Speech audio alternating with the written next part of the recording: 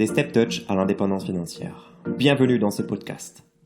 Une émission que tu vas écouter en voiture lors d'un déplacement pour un coaching à domicile, pendant ta séance ou peut-être pendant la pause entre deux rendez-vous. Ce podcast s'adresse particulièrement aux coachs sportifs qui souhaitent changer de vie, arrêter de travailler pour un patron, aider davantage les gens à se reprendre en main et surtout devenir libres financièrement. Comment faire pour gérer les périodes creuses comme la période de l'été par exemple dans le fitness? Alors ça va être la thématique de ce podcast. Si tu suis la succession des épisodes de ce podcast, tu as pu remarquer qu'il y avait une série un peu particulière qui était dédiée en fait un peu à ce qu'on appelle du storytelling. C'est une partie qui en fait concerne ma vie, mon histoire, mon parcours dans le monde du fitness et comment j'en suis arrivé aujourd'hui à accompagner les coachs sportifs au travers d'une formation. Donc comment on est devenu organisateur de formation, comment on aide les coachs, qu'est-ce qu'on fait. Et là je fais un peu une pause parce qu'on est en train de faire d'autres enregistrements, je suis en train d'écrire la suite. En parallèle, je suis également en train de travailler sur l'écriture d'un projet qui me tient à cœur, qui sortira peut-être l'année prochaine ou pas, on verra en fonction de la capacité de travail. Du coup, je reprends un peu les podcasts format plutôt classique où j'aborde un contenu. Et le contenu que je voulais te partager là, je trouve qu'il est adapté à la situation, c'est qu'est-ce qu'on fait quand la période est creuse. Et ça, c'est valable surtout là, en plein mois d'août dans le monde du fitness. Donc, c'est un podcast qui sortira effectivement au mois d'août. Donc, si tu l'écoutes en décalé, c'était pas approprié à la période. Les périodes de rush dans le fitness, c'est janvier, février, à peu près. Ok, les grosses périodes de rush et septembre, octobre. Après, il y a des sous-périodes, ça fait des petites vagues. Les gens s'inscrivent, des abonnés des salles de fitness, prennent un coach, arrêtent. Et pour le coaching en ligne, c'est un peu la même chose. Alors, le gros avantage qu'il y a, c'est qu'avec le coaching en ligne, quand tu as un écosystème, c'est-à-dire que tu as un système qui te permet de chercher des clients, donc d'avoir du trafic. Tu as un système qui permet de les convertir, donc convertir ce trafic en prospect et ou en client, et que tu es capable de coacher un comme 100 ou comme 1000 clients en même temps sans travailler plus, et surtout sans dénigrer ton travail ou sans perdre en qualité de coaching, tu n'es pas trop limité en fait. Tant que tu es capable d'acheter tes clients, finalement, tu peux un peu acheter tes clients à la demande. C'est juste une question après d'investissement publicitaire et de travail de fond. Ce que je voulais te dire du coup dans ce podcast, c'était que une petite stratégie que j'utilise moi en fait dans les périodes de creux. Parce qu'une période de creux, quand tu es dans un flot de croissance dans ton business, quand tu mets en place un écosystème, quand tu travailles, je dis surtout ça pour les coachs qu'on accompagne en fait. Ils sont dans des cursus où il y a beaucoup de boulot au démarrage, il y a 3 mois de formation assez intensive, ils ont des choses qui sont nouvelles pour eux, ils apprennent beaucoup de choses et ils doivent implémenter beaucoup de travail. Il y a 3 gros mois de boulot, après tu as une inertie qui se lance et tu arrives à avoir retour sur investissement entre 3 à 6 mois de formation à peu près, et après ça y est, tu prends ton envol, tu es indépendant. Et des fois c'est un peu plus compliqué, c'est un peu plus difficile, parce que les périodes ne s'y prêtent pas. Tu vois, typiquement si tu es en plein mois d'août maintenant, que tu bosses, que tu veux lancer ton offre en ligne, que tu veux faire du personal training ou n'importe quoi, c'est compliqué. La même chose pour un coach qui veut bosser en salle ou association, va trouver une association qui te prend en mois d'août, et elles sont fermées, donc c'est compliqué.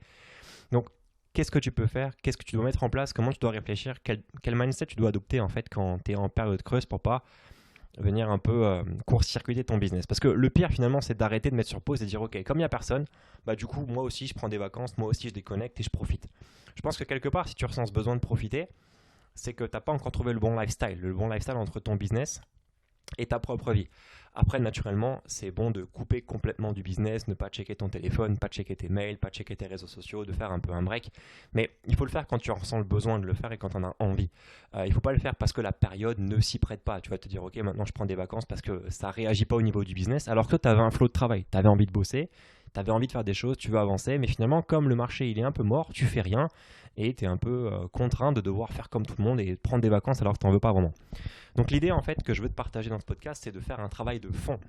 Le travail de fond, c'est ce qui ne se voit pas en extérieur, en surface. C'est tout ce qui se passe sous l'eau, entre guillemets. Et je dis surtout ça pour les coachs qui font du coaching sur Internet, du coaching à distance. Je vais donner l'exemple d'un coach qui est en salle. Un coach qui est en salle, quand il coach son client en personal training pendant 1 heure, il donne des conseils, autour d'une barre. Tu vois, tu es en train de faire un développé couché à ton client il fait quelques mouvements, boum, tu coaches, tu rectifies, sur son temps de récupération, tu apportes un feedback. Quand tu fais ça, ton client il reçoit le feedback, il comprend le conseil. Mais les gens qui sont autour dans la salle, soit ils arrivent à écouter et ils bénéficient du conseil gratuitement, soit ils sont contents naturellement puisqu'ils sont un peu inspirés par ce que tu vas dire, soit ils vont voir parce qu'ils sont un peu trop loin dans la salle, donc ils vont t'observer, tu vois, un peu au loin comme ça derrière le tapis de course, ils vont te voir, peut-être donner des explications, apporter des corrections qui sont visuelles et ça va naturellement les impacter et les toucher. Donc quand tu es en train de travailler avec ton client, les autres personnes qui potentiellement peuvent devenir des prospects le voient aussi. Quand tu es en train de travailler sur ton coaching, qui est en digital, sur ton espace de formation, ton espace membre, ton programme, ta programmation, éventuellement ton application, enfin peu importe les outils que tu utilises, mais quand tu bosses sur ton coaching ou dans ton coaching, eh ben, on appelle ça un travail de fond parce que personne ne le voit. C'est-à-dire si tu passes aujourd'hui 10 heures à coacher en one-to-one, donc avec 10 clients pendant 10 heures, tout le monde le voit et donc avec l'effet de bouche à oreille, les effets collatéraux, tu vas attiser la curiosité des gens.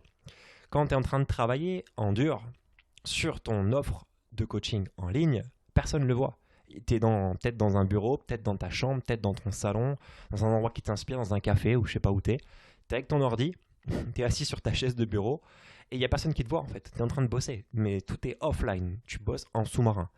Et c'est essentiel d'avoir des moments où tu bosses en surface et des moments où tu bosses en sous-marin. Les moments où il faut bosser en surface, quand on te voit, c'est septembre, octobre, janvier, février.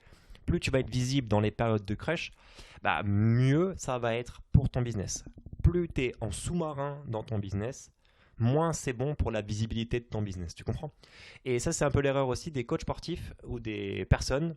Ça peut être généraliste, ce que je te dis, c'est pas forcément lié au fitness, mais tu sais, quand tu découvres un peu ce qu'est un écosystème, tu découvres les tunnels de vente, la création d'un site web, faire des pages, tu commences à commencer à découvrir l'univers, en fait, tu geeks un peu comme ça, tu vois, l'univers du geekage. Ça reste du geekage léger, mais c'est du geekage quand même. Et tu commences à prendre plaisir à ça.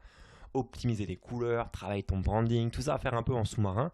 Et tu passes des heures à faire ça alors qu'au final, tu n'as toujours rien sorti en extérieur. Et ça, c'est une grosse erreur aussi dans ton business. C'est de ne pas comprendre quand est-ce que tu es en surface et quand est-ce que tu es sous l'eau. Quand tu es sous l'eau, il y a énormément de travail à abattre et tu récoltes les fruits plus tard. C'est ce qui fait qu'en fait, tu as des gens qui vont te dire « Ouais, mais tu as fait comment pour réussir du jour au lendemain ?» Et ben en fait, j'ai mis 10 ans pour réussir du jour au lendemain. Tu vois un peu, c'est un peu ça les expressions que tu peux retrouver aujourd'hui des plus grandes fortunes du monde. C'est ça, c'est il a mis 10 ans pour réussir du jour au lendemain. Et ben c'est un peu cette philosophie qu'il faut que tu t'inspires. Et ce que je voulais te dire par là, c'est plutôt que de t'acharner à travailler en surface pour essayer d'avoir de l'engagement auprès de ton audience, d'avoir peut-être des gens qui veulent devenir clients dans les périodes qui sont compliquées, ne te bagarre pas en surface en fait. Laisse tomber, va sous l'eau et fais un travail de fond. Fais un gros travail de fond pendant que tout le monde part en vacances, pendant que tout le monde se détend, pendant que tout le monde se la coule douce en se disant de façon, mon business, il est un peu down, ok, je prends du recul, je prends des vacances. Non, toi à l'inverse, en surface, fais croire que tu fais comme tout le monde. Tout le monde fait la sieste en surface. Fais croire que tu fais la sieste, mais en fait, tu es en dessous. Tu vois, tu es sur un hamac, au-dessus de l'eau, tu n'es pas dans le hamac, toi. Toi, tu es dans l'eau, tu es en dessous, tu es en sous-marin, et tu abats un travail de dingue. Et c'est ce qu'il faut faire en fait dans ton business. Prendre de l'avance pendant que tes concurrents dorment. C'est ça l'idée. Bosse à fond en sous-marin. Mets en place des processus qui vont te permettre d'augmenter le pouvoir de ton pilier, de ton écosystème. Mets en place quelque chose qui te permettra de toucher ton trafic, de l'augmenter, d'avoir un meilleur système d'acquisition de trafic. Bosse dessus pendant les périodes mortes. Et quand la période de crush va revenir, tu auras tout un travail de fond qui va être abattu et tu vas créer le dip, tu auras beaucoup plus de profondeur par rapport à la concurrence, tu seras beaucoup plus en place par rapport aux autres. Tu vois, c'est comme le mec en muscu qui s'entraîne tout l'hiver. Il est là avec son pull, il monte pas son corps, rien. Même lui, il fait pas de photos avant-après. Il est dans l'ombre, le gars, tu vois. Il va se lever à 5h30 du mat pour s'entraîner de 6h à 8h. Aucun de ses potes le voit parce qu'ils y vont tous le soir. Le soir, il revient, il fait un peu de cardio, il fait un peu les bras. Mais tous les matins, il est là. Et il fait les fondamentaux, il fait le deadlift le matin, tu vois, il fait le développé couché, il travaille son cardio, il fait tout ce qu'il faut le gars pour se construire une condition physique, pour se construire un corps le matin, 6h, 8h, quand tout le monde dort. Et le soir, il vient, il rigole avec les potes, tu vois, il check pas la récupération, il fait pas gaffe, il rigole. Mais l'été arrive. L'été arrive, du coup, tu vas plus en la salle, tu vas en débardeur. Et là, t'as fait la différence. Et dans ton business, c'est la même chose. Quand tout le monde est à la plage, en mode slip et compagnie, vas-y que je te bronze avec du monoeil sur le transat, toi, tu peux t'autoriser des moments de pause. Ok, mais derrière, tu vas bosser et tu vas implémenter un travail de fond. Alors, qu'est-ce que tu peux mettre en place comme type de travail de fond quand tu fais du coaching en ligne? Je pense qu'il faut que tu te concentres en fait sur toutes les fuites de ton écosystème et de ton business. Si je reprends le principe d'écosystème, c'est acquisition de trafic, conversion de ce trafic prospect client et coaching. D'accord? Garder les clients le plus longtemps possible et faire en sorte qu'ils aient le plus de résultats et de satisfaction possible. Dans ce système-là, quand tu regardes, quand tu poses tout à plat, tous tes chiffres à plat, il y a forcément des failles. Il peut y avoir des grosses failles, dans ces cas-là, il faut impérativement colmater les fuites tout de suite, ou il peut y avoir des tout petits trous, des petites fuites. Et en fait, c'est des petites fuites qui, de base, dans le quotidien, quand tu es en mode rush, quand il faut être visible, tu n'as pas le temps de le faire. Tu n'as pas envie de le faire, tu n'aimes pas le faire.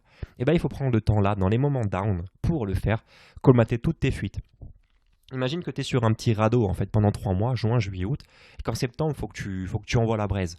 Bah, si tu étais en train de pêcher, de la couler douce sur ton radeau, quand il faut renvoyer de la braise, ton bateau il risque de couler. Ok? T'as pas écopé. Non seulement toi tu vas écoper, mais en plus tu vas colmater les fuites. Tu mets du mastic sur le système. Et en septembre, quand il faut envoyer, t'es prêt. C'est ça l'idée. Et c'est ce que je t'encourage vraiment à faire dans ton business. Ne pas mettre ça sur pause. Par contre, ne pas te bagarrer en surface. Ne cherche pas à créer des contenus en Facebook Live s'il n'y a personne. Les gens sont à la plage. Les gens font la sieste. Si tu fais un Facebook Live, personne ne va venir. Donc au lieu de travailler sur du Facebook Live, bosse peut-être sur le développement d'une chaîne YouTube. Bosse peut-être sur l'enregistrement de plusieurs podcasts. Bosse peut-être sur de la création de contenu pour ton groupe Facebook ou pour tes réseaux sociaux que tu pourras automatiser. Si à la rentrée, tu vas être dans le rush pour le commerce, pour du coaching, pour des clients en individuel ou pour je ne sais quel type de prestation, pour surveiller tes pubs parce que tu vas augmenter drastiquement ton budget. Et si tu dois encore gérer tous tes posts qu'il faut publier, toute l'interaction avec les gens en message privé que tu n'as pas délégué, que tu n'as pas créé des process pour, eh ben, tu n'arriveras pas à grandir. Par contre, si tu te sers de toutes les périodes qui sont down pour mettre en place des process qui vont te permettre de colmater les fuites, ça fera la différence dans ton business. Voilà. Je ne sais pas si ça a du sens ce que je viens de dire ou pas. En tout cas, si tu te retrouves dans ce que je viens de te dire, ce qui est sûr, c'est qu'il y a forcément des hauts et des bas. Si tu es en bas, courage, ça va forcément revenir. Le soleil revient un jour, comme on dit toujours. La vie est un cycle, comme dirait Tony Robbins ou Franck Nicolas. Si tu es sur un cycle down, c'est une bonne nouvelle, c'est que le cycle up va bientôt arriver. Si tu es sur un cycle up, kiffe au max parce que le down arrive bientôt. Voilà, c'était Michel pour le podcast des Step Touch à l'indépendance financière. C'était coach sportif et que ça a du sens que je te raconte sur ces différents épisodes. Tu peux nous rejoindre sur le groupe privé Facebook. Le lien, il est en description à ce podcast. Tu nous rejoins, c'est gratuit. Il n'y a que des coachs sportifs qui sont dans ce groupe et principalement des coachs sportifs qui souhaitent faire du coaching en ligne ou qui en font déjà. Certains sont déjà indépendants financièrement, ils gagnent plus de 15, 20, 30 000 euros tous les mois. D'autres galèrent un peu plus, ils gagnent que 2 euros tous les mois. Non, je plaisante. Certains sont en train de découvrir un peu de l'univers du coaching en ligne, peut-être c'est ton cas.